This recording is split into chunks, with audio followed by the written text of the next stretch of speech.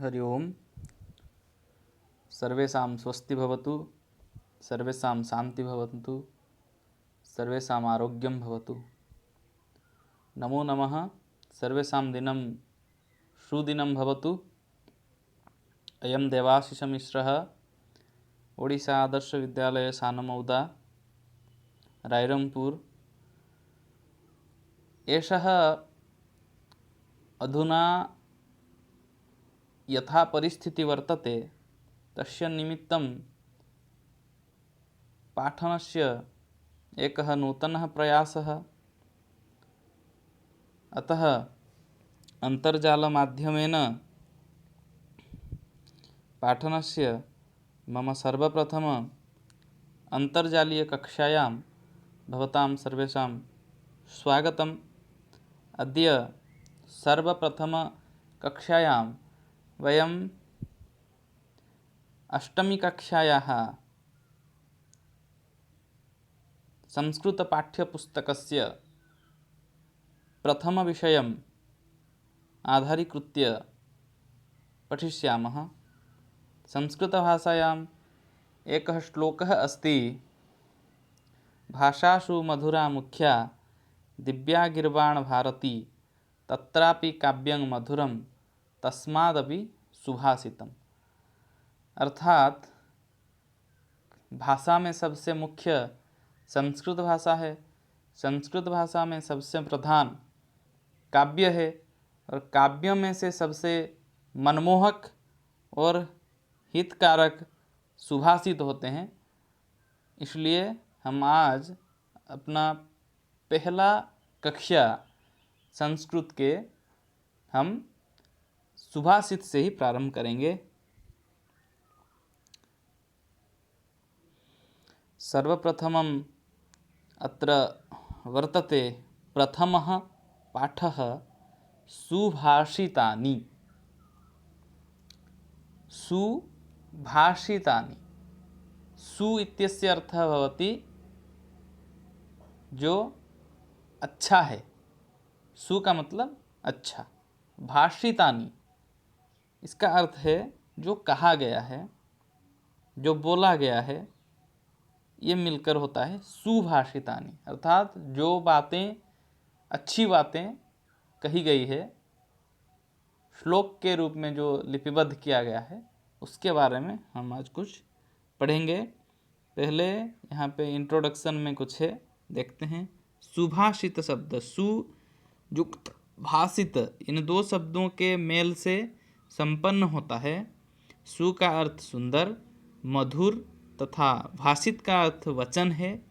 इस तरह सुभाषित का अर्थ सुंदर अथवा मधुर वचन है। प्रस्तुत पाठ में सूक्ति मंजरी, नीति शतकम, मनुस्मृति, शिशुपालवधम, पंचतंत्रम से रोचक और विचारपरक श्लोकों को संग्रहित किया गया है। हम आज जो पढ़ेंगे ये सब श्लोक जो हैं, अच्छी अच्छी बात इसमें कही गई है और ये सब श्लोक विभिन्न सुशास्त्रों से, अच्छे अच्छे ग्रंथों से ली गई है, जैसे कि सूक्ति मंजरी, नीति शतकम, मनुस्मृति इत्यादि। ये बहुत सारे अच्छे अच्छे संस्कृत के महान ग्रंथ हैं। इनमें से कुछ श्लोक हमारे पाठ्यक्रम में ली गई है। प्रथमम एक श्लोक हम पढ़ेंगे। पहले ये जो श्लोक होते हैं ये संगीत की तरह होते हैं, तो इनको स्वर से गाना पड़ता है। तो पहला श्लोक हम पढ़ेंगे, आप सुनिएगा अच्छे से कि कैसे श्लोक का पाठ किया जाता है। मैं पहले पढ़ लेता हूँ, आराम से गद्य के तरह पढ़ लेता हूँ, उच्चारण कर करके हर पद को फिर स्वर में पढ़ेंगे। यहाँ पहले लिखा गया है, गुणा गुणज्ञेषु गुणा भवन्ति, ते निर्गुणं प्राप्य भवन्ति दोषाः, सुस्वादु तोयाः प्रभवन्ति नद्यः, समुद्रमासाद्य भवन्त्य पेयाः। पहला श्लोक है, तो हमने पढ़ लिया। उच्चारण अच्छे से देखेंगे, फिर इसको कैसे संगीत के आकार से श्लोक के तरह कैसे पढ़ते हैं। गुणा गुणज्ञेषु गुणा भवन्ति ते निर्गुणं प्राप्य भवन्ति दोषाः सुस्वादुतो याः प्रभवन्ति नद्याः समुद्रमासाद्य भवन्त्यपेयाः। ऐसे सुंदर श्लोक को संगीत की तरह अच्छे सुर से गाना चाहिए। फिर एक बार देखेंगे कैसे पढ़ेंगे।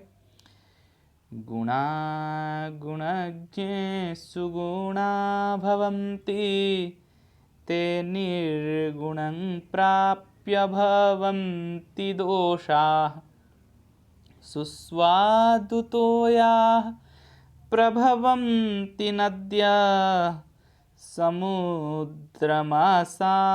भवन्त्यपेयाः। ऐसे इसको पढ़ेंगे। ये इस श्लोक का ऐसे ही स्वर होता है। अब श्लोक के अर्थ के बारे में हम जानेंगे। गुणा, हम सब जानते हैं कि संसार में हम बहुत से बोलते हैं गुण है, ये गुण है, ये दोष है, यानी जो मनुष्य को गुणित करता है। गुणित का मतलब जो मनुष्य के अभिवृद्धि करवाता है उसको गुण कहा जाता है। और जो दोष होता है, जो मनुष्य को दूषित करता है, उसे दोष कहा जाता है। ऐसे मनुष्य में बहुत प्रकार के स्वभाव तो होते ही हैं। इसमें से जो जो मनुष्य को गुणित करते हैं, यानी मनुष्य के वृद्धि में सहायक होते हैं, वो सब गुण होते हैं। और जो स्वभाव मनुष्य को अधोपतन करते हैं, दूषित करते हैं, कलंकित करते हैं, उन सब को दोष कहा गया है। इनके बारे में सब जानते हैं, जैसे कि सच बोलना और दयावान होना, अहिंसा करना, उदार होना, ये सब गुण होता है। और जैसे क्रोध करना, काम वासना करना, बुरे बुरे जो सब संगति करना, ये सब दोष होते हैं। तो ऐसे ही यहाँ नीतिकार पहले जो वाक्य है, गुणा गुणज्ञेषु गुणा भवन्ति ते निर्गुणं प्राप्य भवन्ति दोषाः, इसमें नीति कहा गया है। दूसरे जो वाक्य है, सुस्वादुतो याः प्रभवन्ति नद्यः समुद्रमासाद्य भवन्त्यपेयाः, इसमें नीतिकार ने एक उदाहरण देके समझाया है कि पहला वाक्य कैसे सिद्ध होता है। पहला वाक्य कैसे सिद्ध होता है, इसके एक उदाहरण के माध्यम से दूसरे वाक्य में उन्होंने समझाया है। तो पहले वाक्य में वो बोलते हैं कि गुणा गुणज्ञेषु गुणा भवन्ति, अर्थात दो प्रकार के लोग भी होते हैं संसार में, गुणी लोग और निर्गुणी लोग, यानी निर्गुण व्यक्ति जिनको हम बोलते हैं, गुणहीन व्यक्ति जो होते हैं। और दूसरे होते हैं गुणज्ञ, अर्थात जो गुण को अच्छे से समझते हैं और अपने व्यवहार में भी गुण को लाते हैं। तो पहले बोलते हैं, पहला जो वाक्य है, गुणा गुणज्ञेषु गुणा भवन्ति। गुणा अर्थात जो सब गुण समूह, जो गुण होते हैं, गुणज्ञेषु अर्थात गुणी लोगों के पास होने से, गुणज्ञेषु अर्थात जो गुणी लोगों के पास अगर गुण है तो वो गुण कहलाता है। गुणा भवन्ति, गुणा गुणज्ञेषु गुणा भवन्ति, अर्थात गुणी लोग जब गुण को व्यवहार करते हैं तो वो गुण कहलाता है। परंतु दूसरे, उसी के दूसरे पंक्ति में बोलते हैं, ते निर्गुणं प्राप्य भवन्ति दोषाः।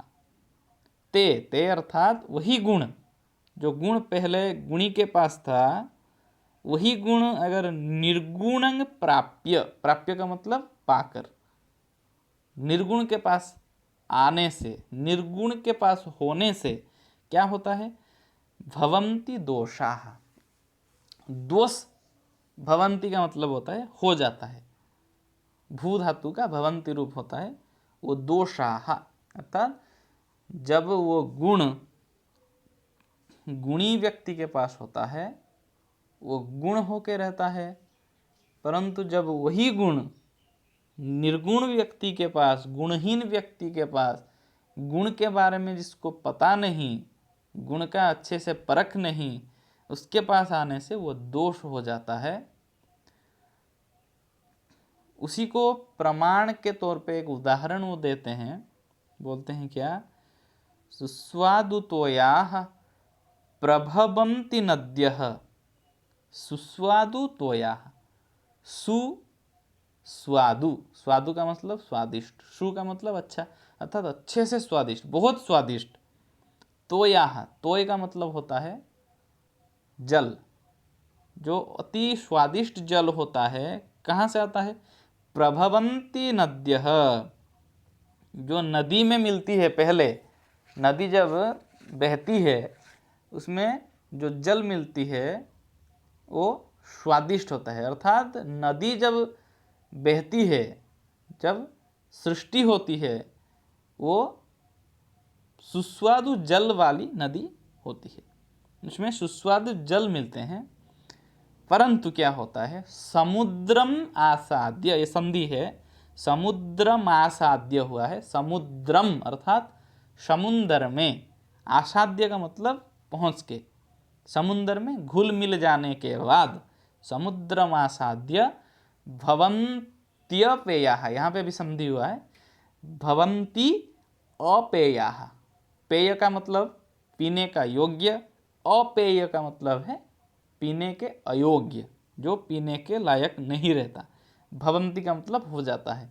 क्या होता है, जब नदी पहले बहती है तो उसका जल बहुत स्वादिष्ट होता है, बहुत स्वाद युक्त होता है, लेकिन बाद में जब वही जल समुंदर में जाके पहुंचता है, समुंदर में मिल जाता है, वो पीने का योग्य नहीं रहता, अपेय हो जाता है।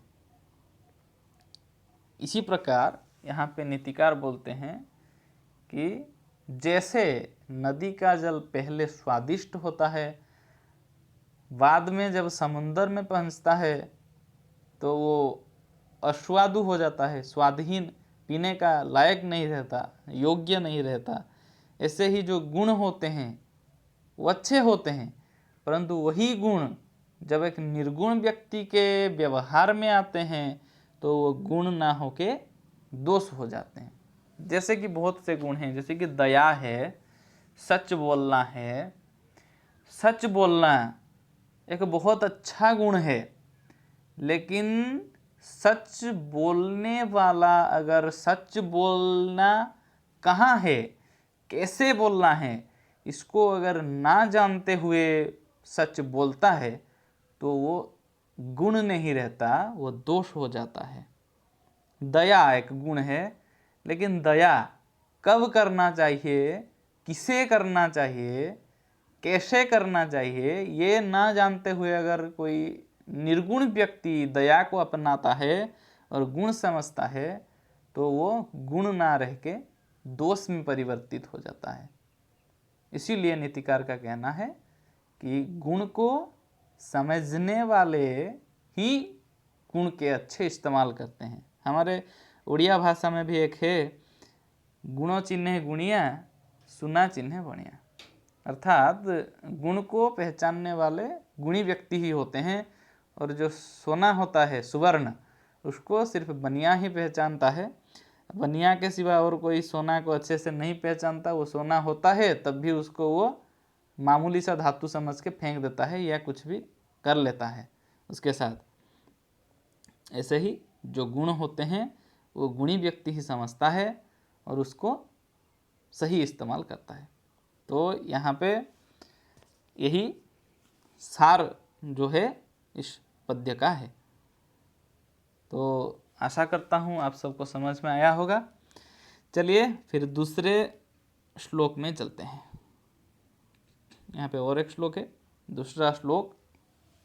पहले जैसे हमने उसको पढ़ा, जैसे स्वर के साथ, पहले हम गद्य के रूप में उसके उच्चारण को पढ़ लिए, फिर स्वर के साथ पढ़े, वैसे दूसरे श्लोक को भी पढ़ेंगे। पहले मैं उच्चारण दिखा देता हूँ कैसे पढ़ते हैं, कौन सा उच्चारण कैसे है।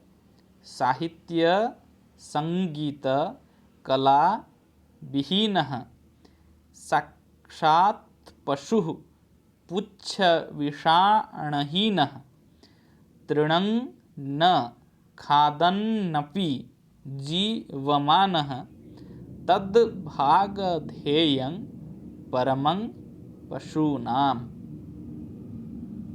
ये ऐसे उच्चारण सबका होता है, तो इसको भी पहले जैसे ही स्वर में पढ़ते हैं। कैसे पढ़ेंगे? साहित्य संगीत कला विहीन साक्षात् पशुः पुच्छ विषाणहीन तृणं न खादन्नपि जीवमान तद्भागधेयं परमं पशूनाम। चलिए फिर से एक बार पढ़ लेते हैं। साहित्य संगीत कला विहीन साक्षात् पशुः पुच्छ विषाणहीन तृणं न खादन्नपि जीवमान तद्भागधेयं परमं पशूनाम। ये जो श्लोक है, इसमें मनुष्य जो होता है उसके पास बहुत सारे गुण होते हैं, बहुत सारे विद्याएं होती हैं, जो उसमें से यहाँ नीति जो लिखे हैं नीतिकार, उनका यह मत है कि क्या क्या मनुष्य के पास होना ही चाहिए, वरना वो मनुष्य नहीं कहलाता। मनुष्य के वेश होता है, मनुष्य जैसा दिखता है, मनुष्य जैसा आचरण करता है, सब होता है, लेकिन वह पशु समान होता है।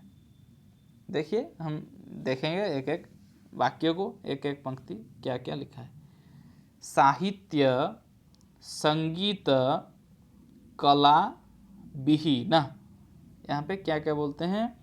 जो साहित्य है, हम जो पढ़ते हैं लिटरेचर बोलते हैं, साहित्य जो गद्य पद्य उपन्यास गल्प विविध नीति शास्त्र, संस्कृत में जैसे साहित्य क्या क्या होता है? दृश्य काव्य, श्रव्य काव्य, खंड काव्य, विविध प्रकार के काव्य होते हैं, विभिन्न प्रकार के गद्य ग्रंथ होते हैं, विभिन्न प्रकार के जो गल्प ग्रंथ, पंचतंत्र, हितोपदेश इत्यादि, ये सब जो है वो वाङ्मय के अंदर, साहित्य के अंदर आते हैं।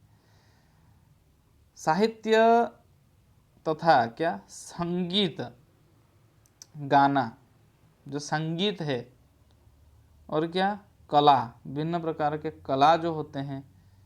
संगीत एक कला है, जो कला से जो विहीन होते हैं, विहीन का मतलब अलग होते हैं, ना साहित्य में रुचि है इनको, ना काव्य में रुचि है, ना कविता में रुचि है, ना गल्प में रुचि है, ना उपन्यास में रुचि है, ना गाना में रुचि है, ना कोई कला में रुचि है, इनमें से किसी में रुचि नहीं है।